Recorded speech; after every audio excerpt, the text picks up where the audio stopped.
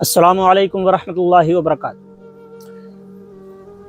پریشان لوگوں کو قرآن پاک میں ایک ایسی بھی آیت اللہ تعالیٰ نے نازل فرمائی ہے جو اگر ہم کتنی بھی پریشانی کے عالم میں کیوں نہ ہو، کتنی ہی بڑی مشکل، کتنی بڑی پریشانی میں کیوں نہ ہو، جب اس آیت کو ہم سنیں گے، اس آیت کو اگر ہم سمجھ کر پڑھنے لگیں تو انشاءاللہ ہماری تمام مشکلیں آسان ہو جائیں گی۔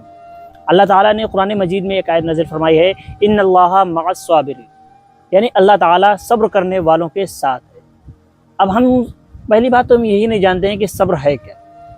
ہم سمجھتے ہیں کہ کسی چیز کا انتظار کر لینا ہی صبر ہے، ایسا نہیں ہے۔ صبر وہ ہے کہ جب آپ پر مشکلیں نازل ہوں، جب آپ پر پریشانیاں آ رہی ہوں، جب چاروں طرف سے آپ پر دشواریاں آ رہی ہوں، اس وقت آپ صبر کا دامن تھامے رکھیں، اللہ کی ذات پر بھروسہ رکھیں کہ اگر اس نے آپ کی زندگی میں پریشانیوں کا اندھیرا دیا ہے تو انشاءاللہ ایک نہ ایک دن امیدوں کی صبح بھی آئے گی، خوشیوں کی صبح بھی آئے گی، بہترین بھی آئے گا۔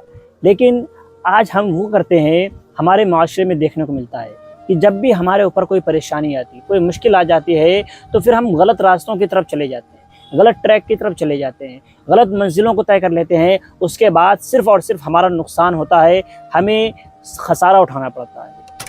اسی لیے ہمیں چاہیے کہ جب بھی ہم پر مشکل آئے تو ہمیں یہ بات سمجھنی ہوگی، ہمیں سمجھنی چاہیے کہ جب اللہ تعالیٰ نے ہمیں اس دنیا میں بھیجا ہے تو اس کا کچھ مقصد ہے۔ اب ایسا نہیں ہو سکتا ہے کہ جو چیز ہم چاہیں ہر وہ چیز ویسے ہی مل جائے۔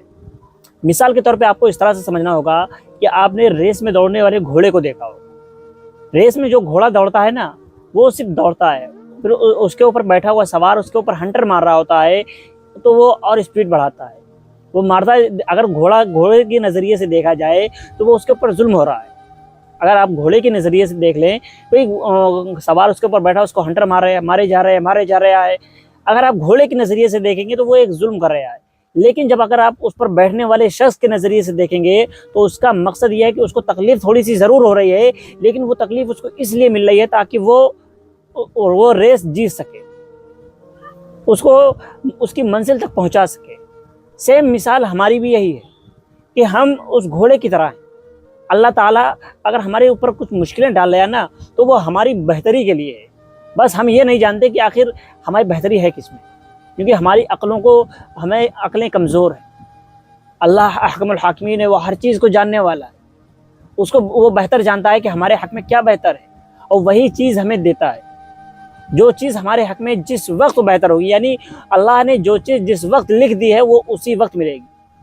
ہم لاکھ ہاتھ پیر مار لیں، لاکھ کوشش کر لیں، کوئی فائدہ نہیں۔ تعویذ گنڈے بنوا لیں، چاہے آپ پورا قرآن لکھ کر گلے میں ٹانگ لیں تعویذ کے طور پر، پھر بھی کچھ نہیں ہوگا۔ وہ چیز آپ کو تبھی ملے گی جب اللہ نے وہ چیز آپ کے نصیب میں لکھ دی ہو۔ تو اس لیے ہمیں چاہیے کہ ہم اس چیز کا انتظار کریں۔ اللہ نے اگر ہم پر کوئی مشکلیں نازل کی ہیں تو اس پر ہم صبر کریں، اللہ کا شکر ادا کریں، اور یہی تمام انبیاء کرام کا راستہ ہے، یہی تمام صحابہ کرام کا راستہ ہے، یہی تمام اولیاء کرام کا راستہ ہے، اور ہمیں بھی انہی راستوں پر چلنا چاہیے۔